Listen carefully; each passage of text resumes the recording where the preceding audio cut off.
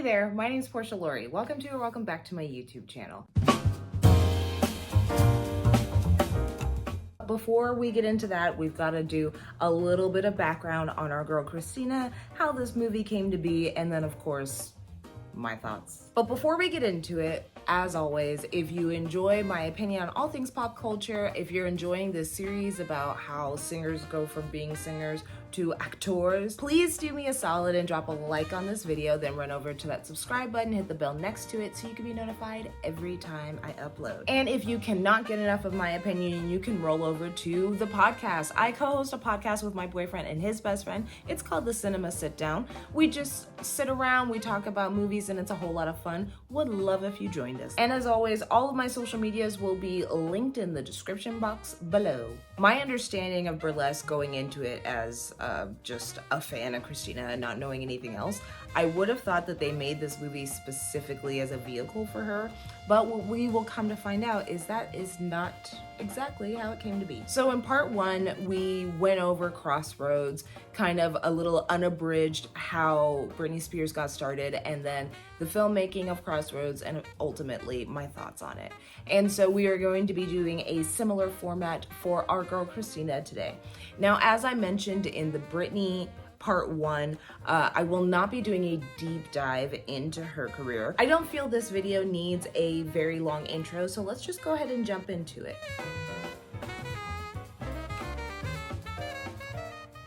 Now, Christina's story has a very similar beginning to Britney's. She also auditioned for the Mickey Mouse Club back in the 90s and was also turned away for being a little too young. Of course, when she eventually got the call back and was also casted on the show, her and Britney naturally became really good friends. They were close in age, of course had a lot of similar interests, of course being on the Mickey Mouse Club, singing being one of them. But there's tons of photos of them hanging out on and off set, and it's very clear that they were close. Now, after the Mickey Mouse Club was canceled, Xtina actually went off to Japan in order to start working on demos to try to get signed. And in '97, while she was in Japan, she actually managed to record a duet with one of their huge pop stars over there at the time. I guess you could say that her first charting single was actually in another country. Now, due to Christina's success over in Japan with this duet doing well on the charts, she caught the eye of Ron Fair, who was an A&R director for RCA. And if you're unsure what A&R is, A&R stands for Artist and Repertoire. So these are the people who would go on to usually get artists signed and become their manager and manage their careers. Back in the day, in order to, try to get a record deal, you would go and perform in clubs and lounges and open mics and whatever, and A&R guys would come and listen to your stuff, and if they found something that they were interested in, then they might try to develop you, ultimately get you some kind of demo so that then they could try to sell you to the record company. So she caught the eye of Ron Fair, and they started setting her up with other producers and writing teams to start creating a demo, a style. Fast forward, and Ron Fair is able, in fact, to get Christina signed to RCA, and she would go off to record her first album later that year in '97. And that first album, this album would go on to sell 17 million copies.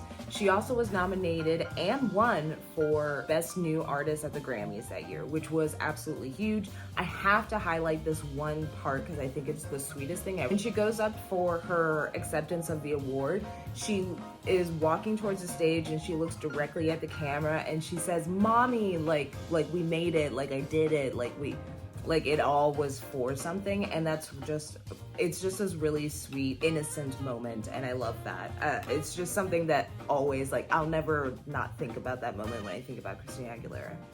Also, her dress at the Grammys that year, it's this metallic, silvery dress with these colorful butterflies on it. Oh, beautiful. A couple years later, Christina would go on to win another Grammy when she was part of the collaborative song for Moulin Rouge, Lady Marmalade. One of my all-time favorite songs. She kills it. And I won't be diving into all of the drama that surrounded that song, but if you ever have some free time, highly suggest a quick Google into all of the drama behind the scenes of making Lady Marmalade. Now, in 2002, this is where we would see quite a shift in Christina Aguilera's branding, her appearance, her personality, and a little bit of her musical style. So what we saw is that she actually let go of her previous management team and went with an entirely new team. And along with this came a new look and a new persona, if you will, Xtina. Now, if I'm being honest, this is probably my favorite era of Christina Aguilera. I love the stripped era. I love the dirty Christina. I think this was such a fun time in her career. Her being just like young and having fun, and I am all here for it. Anyway, we go on and now we have Xtina. So she's kind of reinvented herself. We're doing a little bit of that cliche Disney thing. Everyone says that Britney started that trend. I don't know if it's really Britney alone that has done it, but both Britney and Christina had these major sexed up image changes, and they've since been coined as like the Disney cliche. Now, even though there was a lot of controversy that came around with this new image and these much more risque songs, Stripped would go on to be her most successful work, like from a financial standpoint, and it went 5 times platinum. I believe she might have picked up a Grammy as well for the song Beautiful. This was a really big turning point in Christina's music. Everything was big and different. That summer, she would also go on tour with a newly single Justin Timberlake. Christina would go on tour with Justin, and that was, again, hugely successful. This was just like put her in the stratosphere. I think at this point, we would say that she became an icon. Now, because Burlesque came out after Crossroads, we are going to be going a little bit beyond 2002. So in 2003, we would see Christina perform at the MTV VMAs with the one and only Miss Britney Spears, as well as Madonna.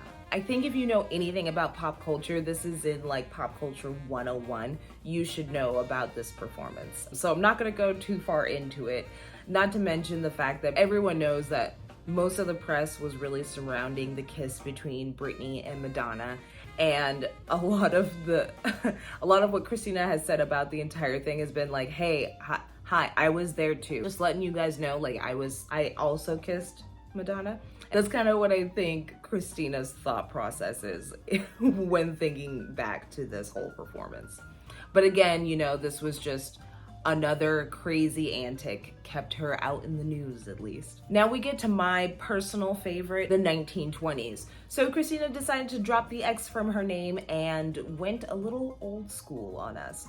I absolutely adore this album. So in 2008, Christina dropped all of the dirty stuff and she gave us Back to Basics. This was a 1920s inspired aesthetic for Christina, down from the music to her appearance, her clothing, everything, her branding. She completely shook things up and brought us something entirely new. In 2008, this is, you know, the height of recession pop, as people have coined recently. Fly like a G6 and I'm sexy and I know it. So there was like a lot of like hype, I guess what we would call now hyper pop or like light EDM music. And I feel like Christina just came in from totally left field doing something completely different, and it absolutely worked. I think the merging of like the big horn, big band style with a little bit of today's R&B, just like that mixture worked so perfectly for that album. I don't know anything about music, I say it all the time, but I truly think it's just wonderful, just absolutely wonderful, a one-of-a-kind album. And Back to Basics would sell really well. It would go on to be her second #1 behind Stripped. So like I said, this was another huge turning point and another absolute career high for her. Now in 2010, we would go on to see Christina do another album. This one would be called Bionic. This album did not do very well, unfortunately, for Christina. I think that maybe this sound just didn't work for her audience, and I think that all the beats actually work against Christina's naturally really powerful voice, and it definitely didn't do too well in the States. However, it did really well in the UK and in European countries. House music or dance music is a lot higher charting over there. Bionic would later go on to be certified gold. And with that being said, that brings us to Burlesque. So as I said before, and I talked about this a little bit in my Crossroads video as well, but I was under the impression that this was a movie that was handcrafted, handmade as a vehicle to put Christina into the movies. And that is actually not exactly the case. So the original script was actually written by Stephen Anton. You might recognize the last name Anton. Steve Anton's sister is Robin Anton, inventor of the Pussycat Dolls franchise. Robin Anton, alongside with Christina Applegate, the two of them would get together and create these like dances in their apartments, and then they got a gig at the Viper Room, which was formerly owned by Johnny Depp, and they would perform there on a weekly basis. And this is where they began to gain popularity in like the club scene. The Pussycat Dolls would go on to gain more and more notoriety, also becoming a feature for pop stars. But basically, her brother Steven wanted to write a movie that was loosely based on his sister and how she put the Pussycat Dolls together. So the movie was always intentionally going to be somewhat of a musical. So with input from Christina, Stephen Anton, Susanna Grant, and Diablo Cody, but they all did kind of separate rewrites until we got this amalgamation that is the Burlesque script. Now, there wasn't too much more in the pre-production that I could find online about this movie. The only other thing I had read is that production went relatively smoothly. There wasn't any kind of like friction on set, nothing too crazy. The only thing I read that I thought was sort of interesting is that Cher had mentioned that she wished she tried a little harder in the movie. She felt like Christina really brought it, and she felt like she could have done a little bit better. No notes from me. I think Cher is fantastic. She can do no wrong. But with all that being said, I think it's time to get into Burlesque.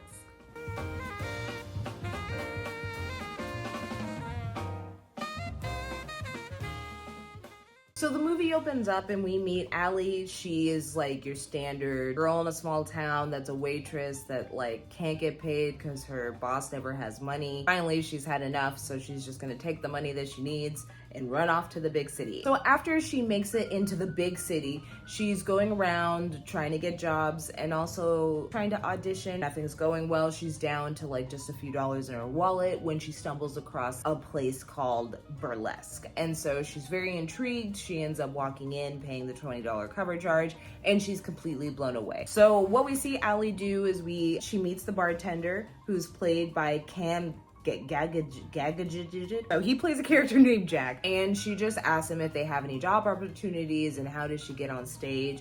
He tells her you need to talk to someone named Tess. So she stumbles off into the dressing room area and asks Tess if she could have a job, if she's got any openings, and Tess just kind of brushes her off because, I don't know, she's in the middle of a show.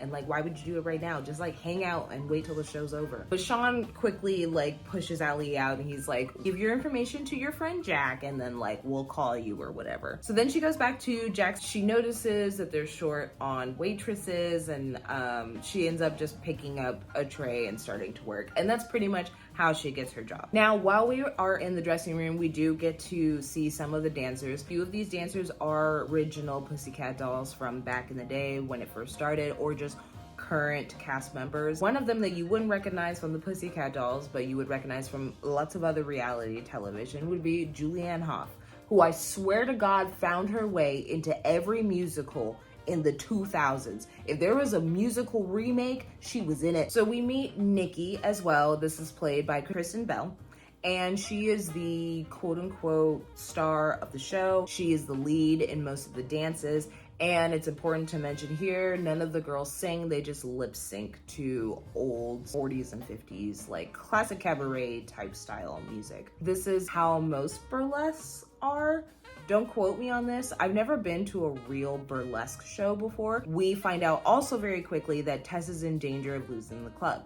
We see her ex-husband, who's also still a co-owner of the club. This is played by Peter Gallagher, but he's really pushing Tess to sell. Tess obviously doesn't want to sell. This is her whole life.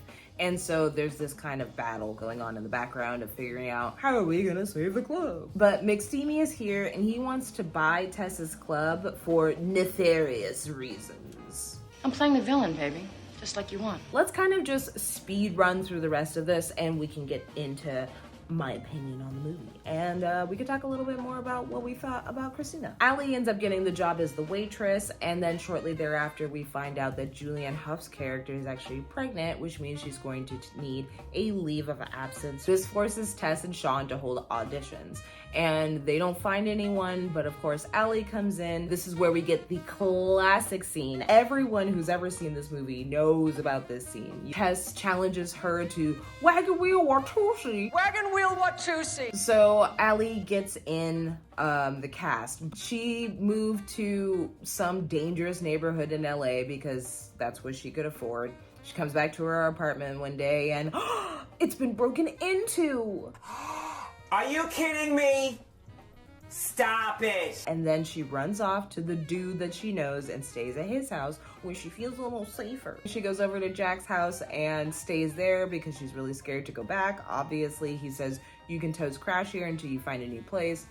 She, in the morning, thinks he's gay, so she's walking around in like just a very long t-shirt. She's like, really? We're just little girls hanging out, having breakfast. And he's like, oh. Like, she's like, who's this picture of? Is that your sister? And he's like, that's my fiance. Allie and Jack are living together, but things are weird because obviously Allie kind of likes Jack. Obvious that Jack likes Allie. One night, Nikki arrives late to the show and Tess says she can't come on stage. She smells like booze, and says that Allie will take her place. So Allie gets on stage, but Nikki is going to be the one with the last laugh. So she turns off the music. This works against her because Allie just decides, okay, like, I gotta save the show, I gotta do something. And so she opens her mouth and she starts belting.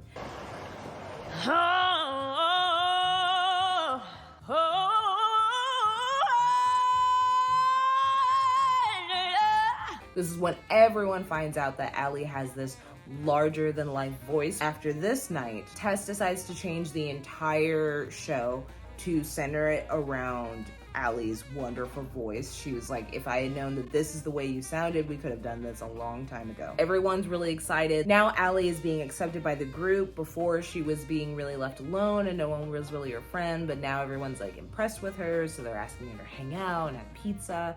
She also gains the attention of Xtina. So Xtina was Nikki's friend, allegedly, but obviously they weren't just friends. And suddenly, when she's no longer the center of attention and the star, he's moved his sights onto Allie. So this obviously kind of changes her dynamic with her and Jack. We see Allie go out with Xtina. He buys her some like fancy shoes, but we never really see their relationship actually develop. It seems like he's giving her lines and she's calling him out on it, but she continues to go out with him. So we find out Tess has about a month to figure it out. Ticket sales are going up with the help of Allie. She's been printed in the paper, so she's, you know, creating a buzz, but is it gonna be enough to save the club? Meanwhile, Jack is still battling his feelings for Allie internally when all of a sudden, like, they have a drunken night together and then him and Allie end up hooking up, and we have this sort of like sweet love montage where they're like falling for each other and they share more about each other. He's like musician too. He writes music. None of it's ever Brady. Anyway, they are in this like little love fest when all of a sudden his fiance shows up. So that creates a rift between them briefly. Meanwhile, Marcus reveals his evil plan. Allie, and she understands why she doesn't want to have anything to do with him, but there's something she learned from him. So eventually we're down to the wire. Tess doesn't know how she's going to save the club, and she's kind of about to throw in the towel when Allie talks to her about air rights. They are able to sell the club to the owner of the apartment and also continue to run it. So more of a partnership like Tess was originally hoping for. And thus they save the club. Jack ends up breaking up with his fiance so that he can properly be with Allie, and he finally writes a song that's ready, and we end with Show Me How You Burlesque. So let's get into some of my thoughts on it.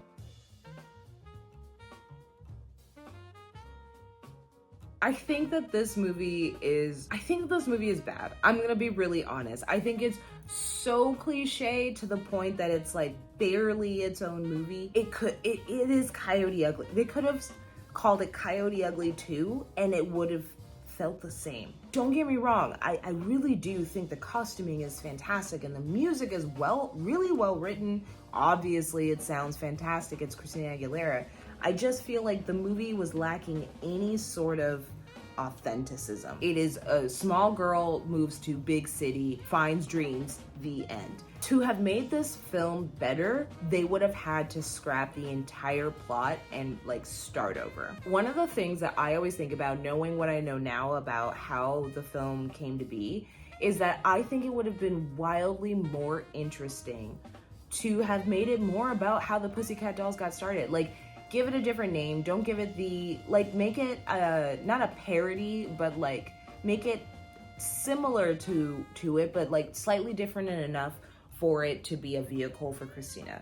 So like show the development of how the dances came to be and how they got their first gig and like how like they had to scrounge around until they started making money, and then by the end of it they could have hinted at like their first record deal, and then, you know, what would go on to be what we know today as the pop stars of the Pussycat Dolls. And it's really disappointing to understand that this was supposed to be a movie about the Pussycat Dolls when in reality it was kind of a movie about nothing, and the Pussycat Dolls were really a side note to the larger plot. The thing about Christina Aguilera's performance in this is that I actually really did like it. I believed her.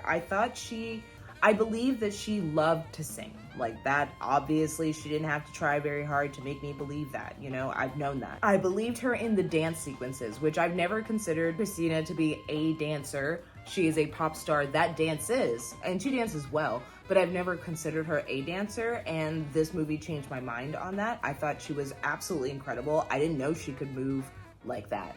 Like, I was really blown away by her entire performance and not just her voice. I thought some of the relationships were really good. Like, I thought her dialogue with Cher was phenomenal. I thought that they had really great chemistry together. Even her and Stanley Tucci had really good chemistry together.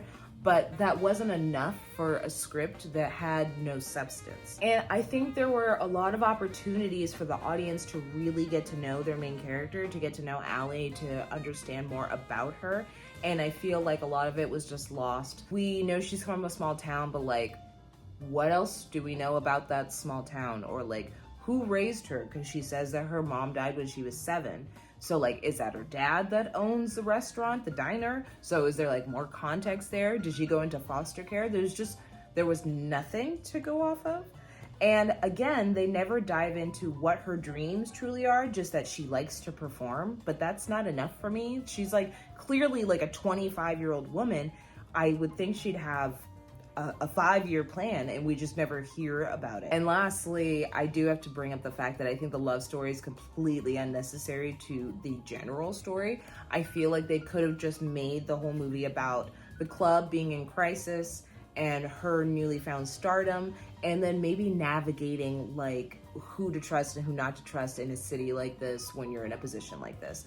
I feel like they could have done that. They could have had the whole Marcus side B plot if they wanted to. They could have kept that. But the Jack love storyline with him and his fiance, like there were too many pieces that they were trying to spread out. Like everyone got spread too thin, and so they never finished or really embellished on any one storyline, so no one really felt like a whole character. And to go along with the too many plot lines and like the kind of scarcity for diving deeper, there are a few things that I just straight up didn't bring up, like the fact that Jack says that he writes music but it's never ready, he's never comfortable to show it to anyone. That's something we don't dive that deep into.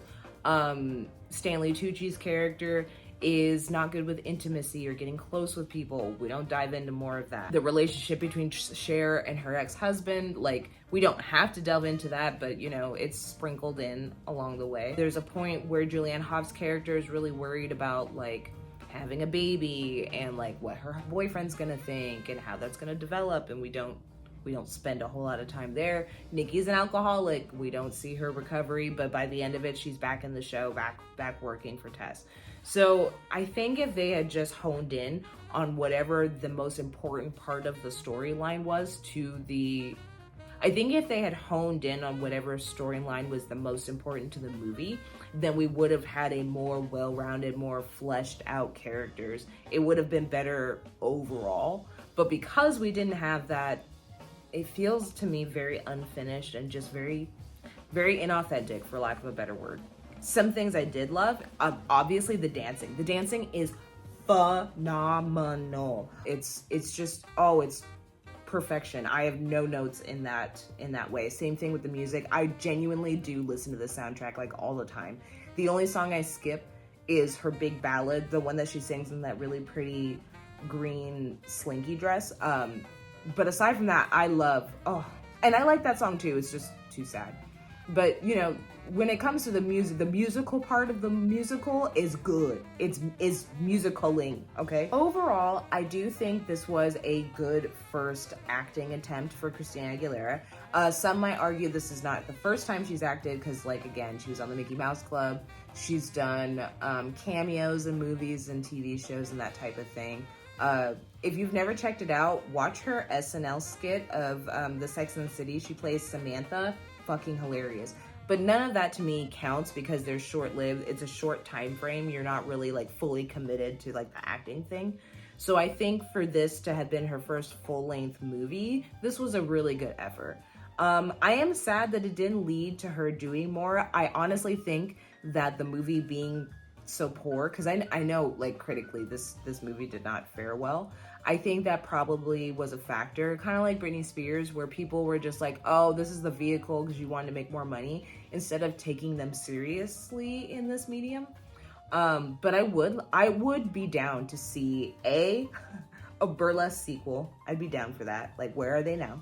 But I would also be open to seeing Christina do something that maybe didn't involve singing and dancing, like a non-musical film, to really stretch those acting chops and see what she's got. I would personally love to see her in more films. Now, Christina would go on to do many, many, many more things in her career. She's put out more albums. She was, and maybe still is, I'm not sure, but a coach on The Voice. She's done numerous things, had many, many other chart-topping songs, and is still working today. So much like Britney Spears, hope to see more of her on our screens in the upcoming future.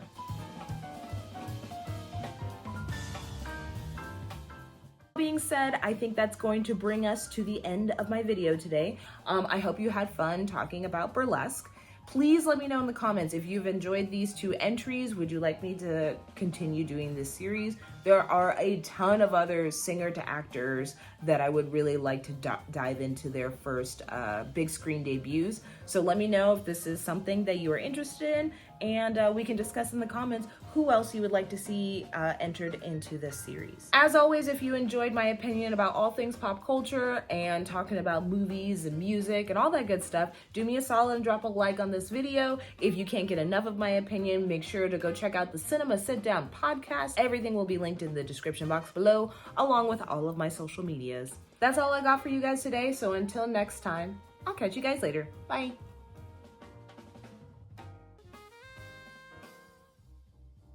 Wag wheel, what to see? Wag wheel, what to see?